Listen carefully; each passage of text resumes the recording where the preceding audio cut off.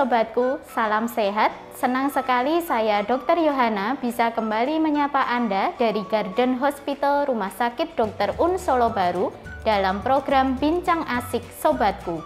Bincang Asik Sobatku kali ini adalah edisi spesial dalam rangka menyambut Hari Anak Nasional yang jatuh pada tanggal 23 Juli. Dengan tema tahun ini, Anak Terlindungi, Indonesia Maju. Sobatku, jika kita bicara mengenai dunia anak-anak, rasanya tidak pernah ada habisnya. Begitu banyak aspek pertumbuhan dan perkembangan anak yang harus kita ketahui sebagai orang tua, baik itu dari sisi fisik, dari sisi mental, dari sisi perkembangan bahasa, serta juga interaksi sosial pada anak-anak. Di episode Bincang Asik Sobatku kali ini, kita juga akan membahas salah satu tahap pertumbuhan yang perlu menjadi perhatian, yaitu pertumbuhan gigi yang sehat pada anak. Dan saat ini saya sudah ditemani oleh seorang teman bincang-bincang yang merupakan pakar kesehatan gigi anak. Beliau adalah dokter spesialis gigi anak, yaitu Dr. Gigi Debrania Santoso. Halo dok. Halo. Gimana kabarnya dok? Baik. Baik, sehat ya dok? Sehat terus. Dan selalu semangat kalau Pastinya. Dokter Debra. Rajin olahraga juga, Dokter Debra ini.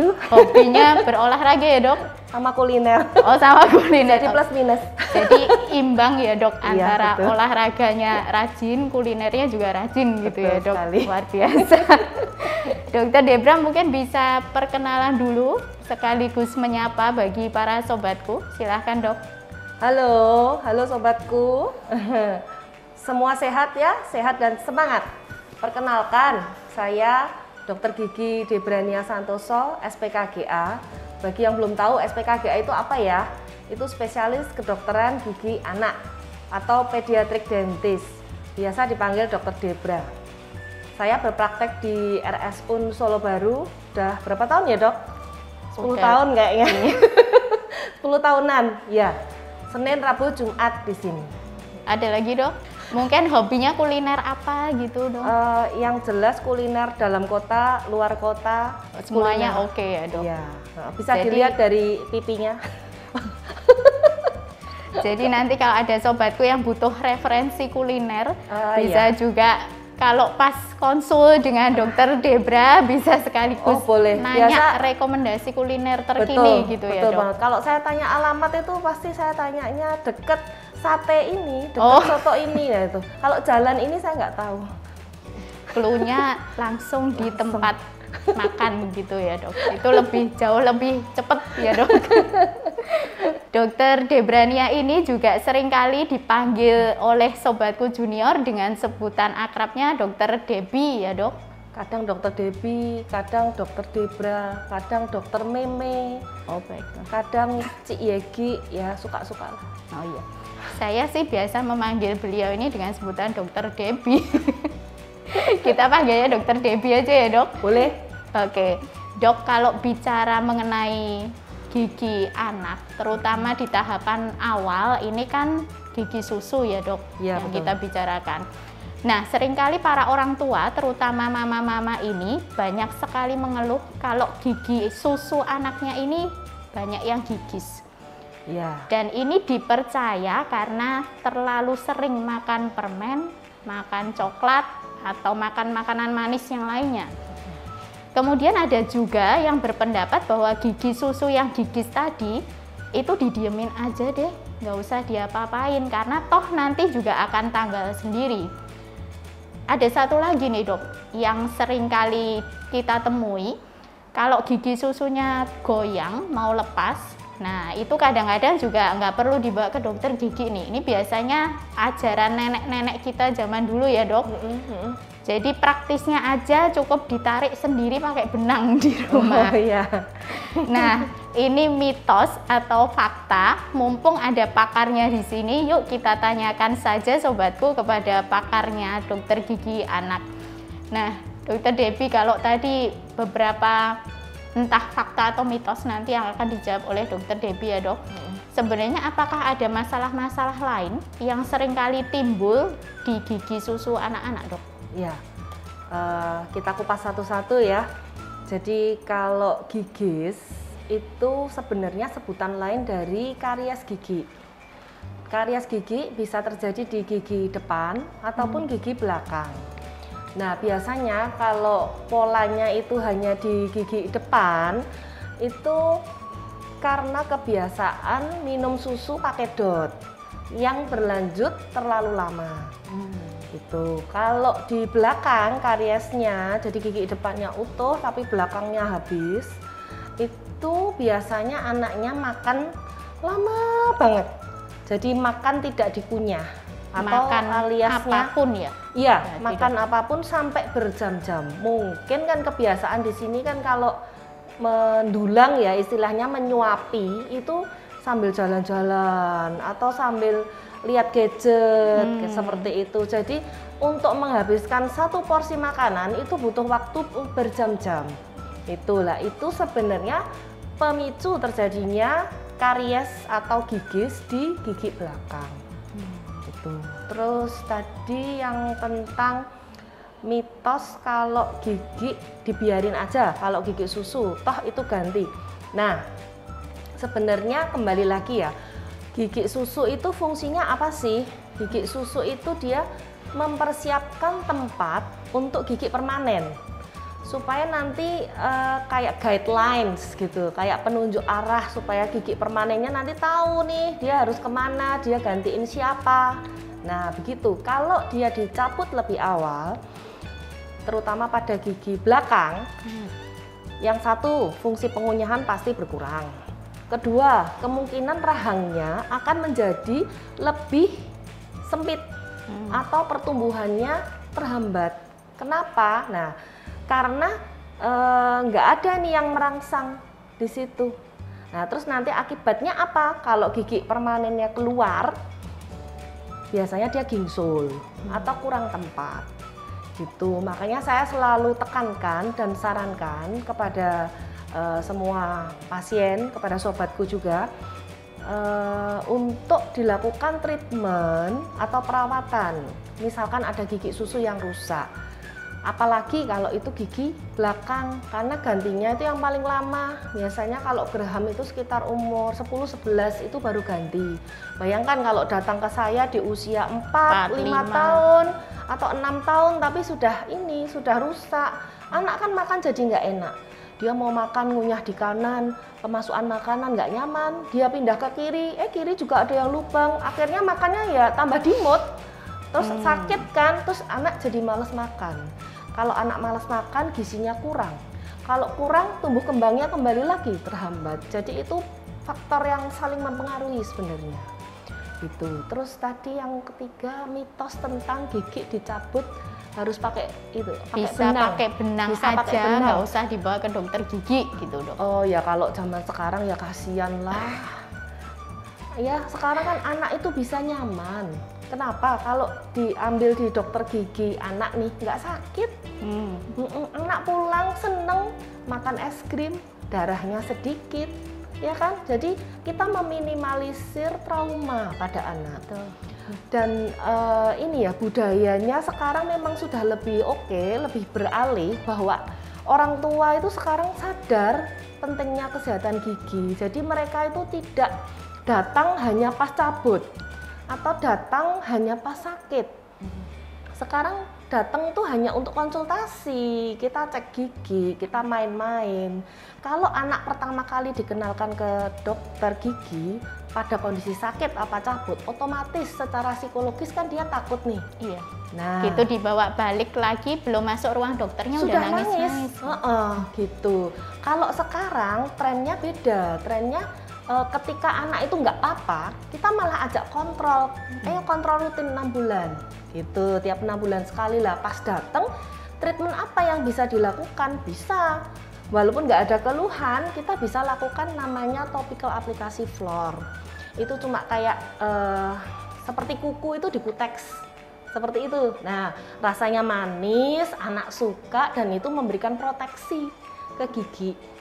Jadi supaya dia kayak proteksinya lebih tahan gitu loh ke karies. lebih susah untuk mengalami lubang gitu ya dok? Ya, seperti itu. Kayak apa ya istilahnya, mungkin kayak imunisasi atau vaksin ya, tapi buat gigi gitu. Bisa seperti itu. Terus kalau dicabut pakai benang kan otomatis juga alatnya kan kita nggak bisa jamin ya steril. Sterilitasnya. Ya, terus pain handlingnya, rasa nyerinya kita nggak bisa. Terus malah membuat anak itu kan tambah trauma. Belum lagi kalau gigi yang goyang itu ternyata dia karies. Jadi gigi yang mau digantikan kan karies. Karies ini biasanya dia pecah tuh. Jadi akarnya nggak utuh gitu ya dok kadang-kadang? Dan giginya tuh terbelah. Nah kalau terbelah terus dia ditembus dari tengah gini sama gigi permanennya. Terus kalau mau tarik pakai benang kan otomatis nggak bersih. Gitu, jadi nggak bagian semua tercabut. Nah itu malah nanti bisa menjadi penghalang buat si gigi permanen ini keluarnya tumbuhnya bagus, rapi gitu. Janganlah kalau pakai benang. Ya. Jadi menimbang begitu banyak resikonya tadi ya dok. Betul. Yang pertama mungkin dari sisi sterilitas alat yang digunakan, karena kalau gigi dicabut juga tentunya ada luka ya dok sebenarnya di luka gusi. terbuka. Luka terbuka, jadi memang sebaiknya dilakukan di dokter gigi yang sudah jelas peralatannya juga steril, sehingga tidak menimbulkan infeksi di kemudian hari ya dok. Iya betul. Belum lagi juga dari sisi tadi sudah dijelaskan dokter Debbie nih terkait dengan kenyamanan anak, dan yang lebih penting lagi kalau kondisi tertentu supaya tidak terjadi ada bagian gigi yang masih tertinggal di dalam ya dok. Iya. Kalau ada yang ketinggalan kayak gitu sebenarnya bisa menyebabkan apa dok? Jadi kalau dia yang ketinggalan itu besar, dia bisa membuat si gigi permanen ini tumbuhnya agak miring. Kayak kita mau keluar ke atas ya lurus, tapi ada yang menghalangi nih, otomatis dia jadi jalan, dia gini. Nah ini biasanya terus gingsul. Ya kalau kita bahasanya gingsul. Atau kalau dia kecil, ya dia mengganggu lidah, biasanya tajam. Terus habis itu sariawan. Sering sariawan anaknya, seperti itu sering yang kita temui di lapangan. Nah selain kasus-kasus yang tadi dok, sebenarnya apakah ada kasus lain lagi yang sering dikeluhkan terkait gigi susu pada anak-anak dok? Terkait gigi susu banyak sih sebenarnya. Contohnya kalau dia pembersihannya kurang bagus. Banyak yang datang ke saya, dok, anak saya itu setiap kali sikat gigi, gusinya berdarah. Jadi saya takut, jadi saya nggak sikatin. Wah itu, padahal setelah diperiksa, kenapa dia gusinya berdarah? Karena ada radang di situ, namanya gingivitis. Kenapa ada radang? Karena plaknya tebal. Jadi plaknya nempel di gigi, pembersihannya nggak maksimal, sampai gusinya radang, sehingga terkena sentuhan halus pun dia berdarah. Itu nggak sakit sih memang, tapi kan nggak nyaman. Dan kalau anak-anak waktu kumur dia melihat darah ya, setiap kali sikat gigi dia ngeluarinnya kayak darah gitu kan, dia takut. Anak-anak kan seperti itu. Padahal solusinya itu gampang sekali. Ketika plaknya sembuh, terus radang gusinya itu teratasi, sembuh juga kan, otomatis darahnya berhenti. Jadi saya malah sarankan terus disikat, berarti sikatannya kurang bersih. Nah kadang seperti itu perlu bantuan kita nih. Ya perlu bantuan untuk apa? Untuk bersihin gitu. Dan sakit nggak prosesnya bersihin? Enggak. Setelah itu darahnya berhenti, hilang gitu. Dan itu anak-anak nggak trauma. Nah cuman kan kadang seperti itu untuk datang, untuk ini itu masih agak sulit sih. Ya kadang-kadang awareness-nya masih belum ke situ juga ya dok. Ya ada juga yang kalau sudah bengkak besar gitu baru datang. Jangan sampai ya sobatku. Jadi sebaiknya kalau ada keluhan sedini mungkin segera dibawa untuk dicek lebih lanjut ke dokter gigi anak ya dok. Atau tidak ada keluhan, hanya untuk kontrol tumbuh kembang, ya gitu. Baik. Selain tadi dok terkait dengan gigis, yang kemudian yang kedua kalau setiap sikatan berdarah nih, mungkin ada lagi nggak dok kasus yang sebetulnya sering terjadi di masyarakat gitu? Sebenarnya yang sering itu di posisi gigi campuran. Jadi di situ ada gigi susu, ada gigi permanen dalam satu rongga mulut, mereka bercampur. Jadi itu sekitar usia 6 sampai 12 tahun. Bila banyak yang bad habit ya, istilahnya kita bilang bad habit, kebiasaan buruk yang dilakukan dan berlanjut, manifestasinya itu dilihat di usia-usia tersebut. Seperti contoh nih, misalkan nih, anak suka banget nih menghisap ibu jari, menghisap jempol. Sering banget ya dok? Ya, itu manifestasinya apa? Biasanya giginya itu yang atas depan ini agak maju.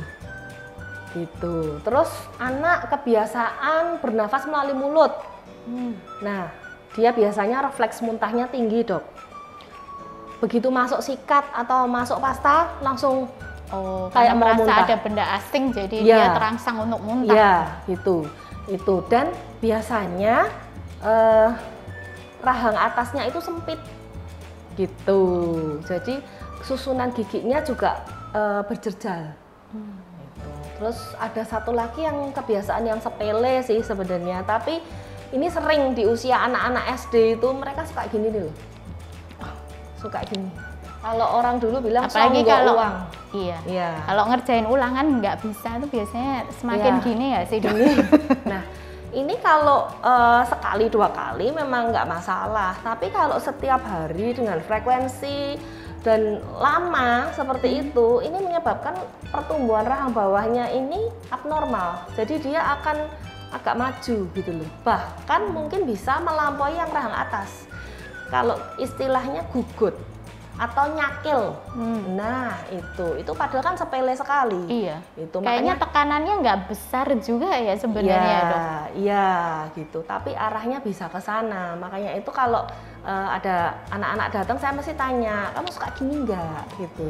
Kalau ada ininya dia panjang gitu, abnormal gitu, saya tanya. Selalu digali. Dia punya habit apa nih yang perlu kita ini ya kan supaya bisa bagus tumbuh kembangnya. Gitu. Nah, kalau terkait bad habit tadi dok, kan memang menghilangkan kebiasaan yang sudah lama dilakukan dok. Kayak yang tadi menghisap ibu jari ini kadang-kadang kan sejak umur 2 tahun ya dok. Iya. Kadang-kadang juga karena terbawa. Nah ini saya nanya juga nih dok. Kalau bayi ini kan kadang dikasih empeng ya dok. Iya. Karena memang secara psikis mungkin kan bayi ini lebih nyaman saat dia ada sesuatu yang bisa disedot gitu ya dok. Iya. Nah kan nggak mungkin juga nih mamahnya ngasih susu terus-terusan gitu. Secara dia hanya memenuhi psikisnya, jadi akhirnya dikasihlah empeng gitu dok. Nah menggantikan empeng ini ada anak-anak yang akhirnya kebablasannya menggantikan dengan menghisap ibu jari gitu. Nah, kalau ini kan memang setahu saya susah sekali untuk dihilangkan ya dok. Ada solusi ya dok terkait dengan bad habit seperti ini? Beberapa pasien yang ini ya sampai dia di jarinya ini istilahnya ngapal ya. Ada bentuk giginya di situ. Itu yang paling ini dikasih plester. Atau ada juga yang coba dikasih brotowali, tahu dok? Jamu yang pahit itu. Ada juga yang seperti itu. Terus tetap harus ada dibilangi juga sama orang tuanya, diingatkan kalau pas lihat TV atau pas apa seperti itu nggak sadar ya kita ingatkan balik lagi gitu kan, karena kan itu bawah sadar. Iya. Otomatis ya seperti ini gitu. Terus kalau yang bernafas melalui mulut, kemarin kita coba sih di beberapa pasien kita motivasi untuk les renang. Gitu. Karena kan les renang itu yang benar loh ya, yang maksudnya dengan guru itu dia diajarkan bagaimana nafas yang benar juga. Betul. Gitu. Dan beberapa banyak yang berhasil sih. Setelah les renang mereka bisa ambil nafas, keluar nafas lewat hidung. Terus sudah berkurang sekali refleks muntahnya.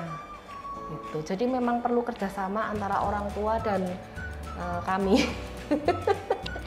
Ya memang nggak mudah ya dok untuk betul. menghilangkan bad habits ini, tapi tetap harus dimulai ya dok, karena ternyata bad habits di masa kecil bisa berdampak pada pertumbuhan gigi di tahap berikutnya ya dok, berarti ya.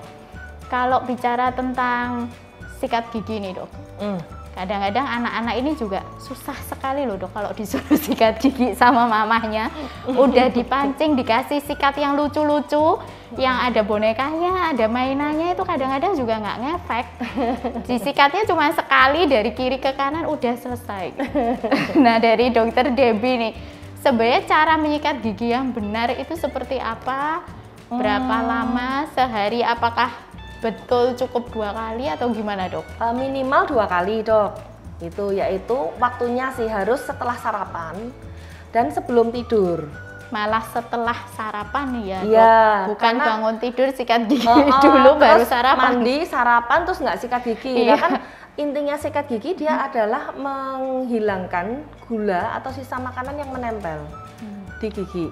Jadi paling baik memang dilakukannya kalau pagi ya setelah sarapan.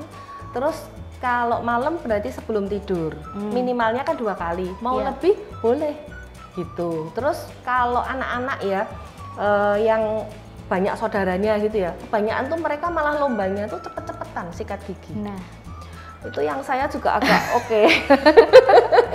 yang lebih cepat selesai merasa jadi juara. Nah dok. gitu, mari kita rubah sekarang lama-lamaan yuk. Gitu. Jadi yang dikasih hadiah yang paling lama sikat giginya ya betul, karena terus penggunaan odol juga gitu. Kebiasaan tuh kan kalau masyarakat tuh kalau odol itu pasti dari ujung sampai ujung dipenuhin odolnya. Maksudnya sepanjang sikat itu odolnya penuh. Iya, padahal kita tuh nggak perlu loh sebanyak itu. Kita perlunya paling cuma selebar sikat aja. Jadi sikat giginya jadi sebesar biji jagung. Udah cukup ya? Iya, udah cukup. Itu untuk anak-anak? Anak-anak dan dewasa? Iya, betul. Karena malah semakin banyak odol, itu malah kayak ini loh, hanya untuk rasa aja. Yang penting itu kan pembersihannya di mekanisnya. Gitu. Jadi malah kalau terlalu banyak odol pada anak-anak nih terutama, dia memancing refleks muntah karena banyak busa ya. Seperti itu. Gitu. Terus kalau merek odol yang semua kayaknya sama. Yang penting nggak buru-buru sikatnya. Terus semua sisi kena. Terus lagi ada satu tips nih supaya sobatku bisa iniin ke anak kan, apalagi kalau anak-anak tuh pas lagi ingin-inginnya mencoba ya, semua maunya sendiri, nggak mau disikatin mama, seperti itu. Nggak apa-apa, biarkan dia biar sikatan dulu, selesai, terus mama bilang, oke, sekarang sudah selesai, mama mau kasih nilai ya hari ini, nilainya berapa, sikat giginya sudah bersih apa belum, sikatlah lagi untuk kedua kali. Gitu. Jadi kalau jangan dengan jangan mama aja yang sikatin nanti kamu nggak bersih. Nah kalau seperti itu anak akan semakin malah nggak mau kan dia.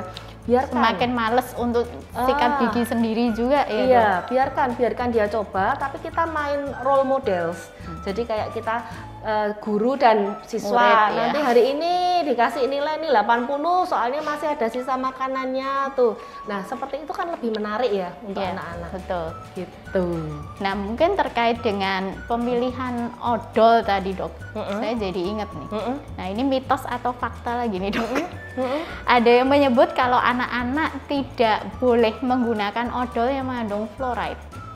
Betul atau enggak dok? Kalau saya, selama anak-anak itu sudah bisa berkumur ya dok, jadi dengan catatan dia bisa berkumur dengan baik, itu nggak apa-apa.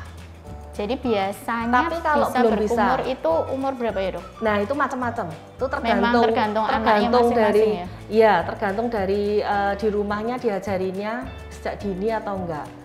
Karena ada juga anak yang SD kumurnya belum bener, tapi ada juga anak yang belum sekolah dia kumur apa sudah pinter, gitu. Jadi nggak bisa dari range umur, seperti itu. Jadi itu keterampilan ya, keterampilan seperti itu. Kalau dia sudah bisa kumur dengan baik, ya nggak apa-apa. Tapi kalau dia belum bisa, saya sarankan malah pakai yang tanpa fluoride atau malah nggak pakai odol. Jadi cuma disikat aja, mekanik aja. Ada beberapa anak yang dia nggak cocok dengan taste seperti itu. Ya monggo, itu pilihan sih, bisa dicoba. Oke. Jadi sebenarnya yang utama justru pembersihan itu tadi disampaikan Dokter Debbie ini mekanisnya gitu. Jadi sikatnya ke permukaan giginya ya dok. Dan odolnya ini juga bukan sebagai suatu media penting untuk menghilangkan sisa makanannya, itu ternyata enggak ya dok. Makanya penting, tapi lebih penting sikatnya gitu, dan kumurnya harus bener kan sekarang. Oh iya, ada yang anak yang kumurnya tuh kalau minum air gitu terus kepalanya goyang-goyang gitu. Saya shock. Terus saya pasti bilang gini, adek, yang goyang itu mulutnya, jangan kepalanya. Ternyata dia lihat nih orang tuanya juga gitu. Kalau kumur di depan kaca, di wastafel depan kaca, papa mamanya gini-gini semua gitu. Jadi ya ini ya memang edukasi itu penting. Jadi gimana sih kumur yang benar? Kumur yang benar tuh ambil air, terus yang bergoyang itu pipinya. Jadi dibawa ke kanan, dibawa ke kiri, bukan kepalanya yang bergoyang-goyang itu. Iya, oke. Ternyata tips-tipsnya banyak nih sobatku, nanti bisa langsung dicek ke anaknya masing-masing ya dok. Kemudian bisa langsung dipraktekkan juga nih tips-tipsnya dari Dokter Debbie. Nah dok, mungkin satu lagi terkait dengan pemilihan jenis sikat gigi dok. Ada juga yang ngomong kalau anak-anak ya jangan sampai dikasih sikat gigi ukuran besar gitu. Atau ada anak SD yang kelas 1 gitu, mungkin umur 6 sampai 7 ya dok.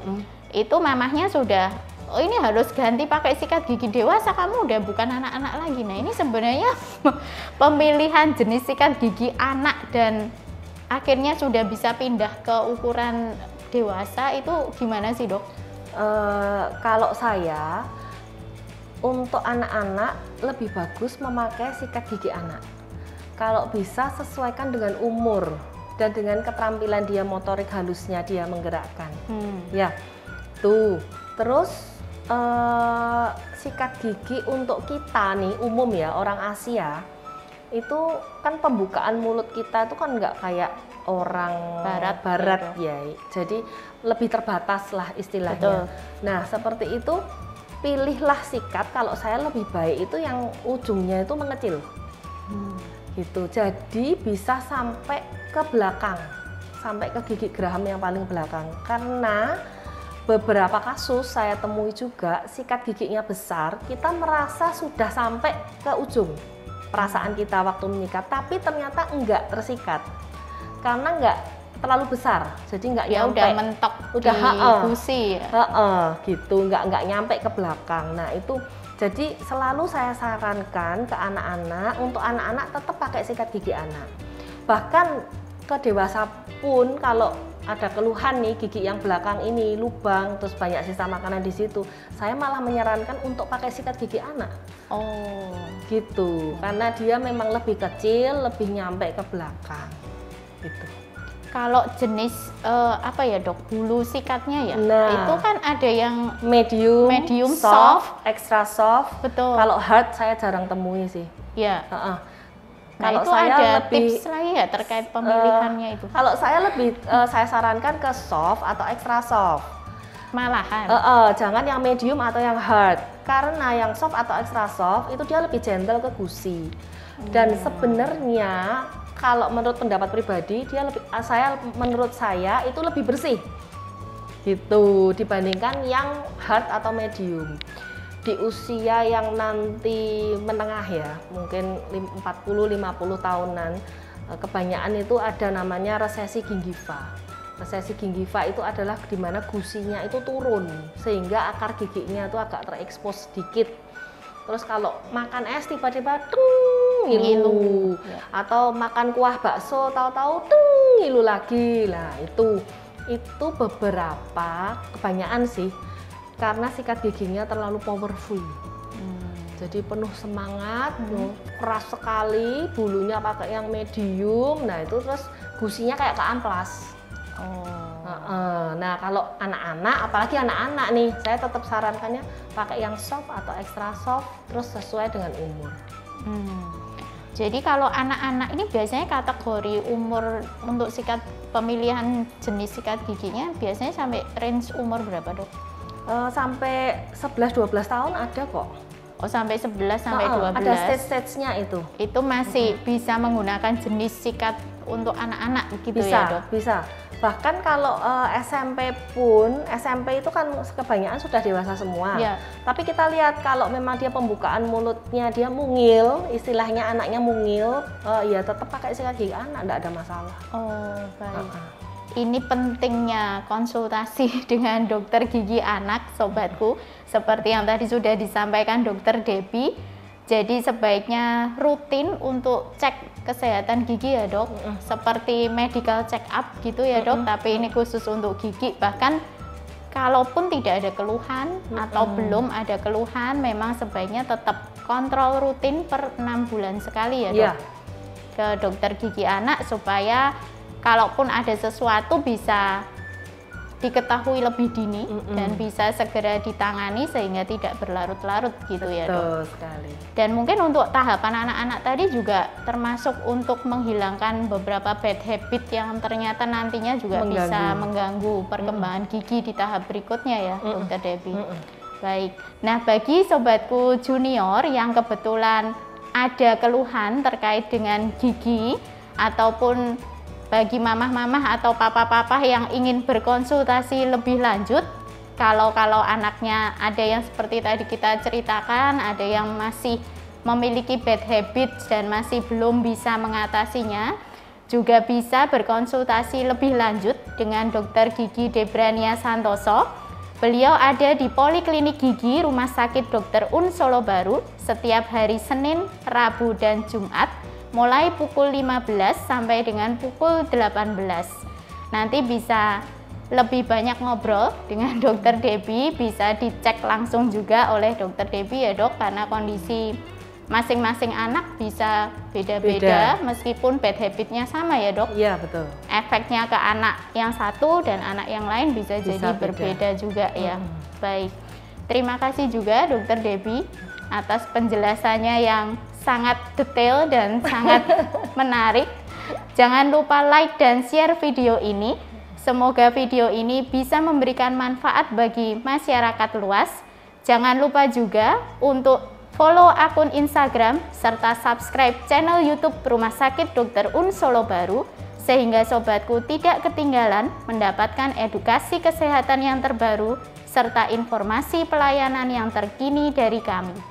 Dari Garden Hospital Rumah Sakit Dr. Un Solo Baru, kami undur diri. Gigi sehat, tumbuh kembang anak menjadi optimal. Salam teduh untuk sembuh.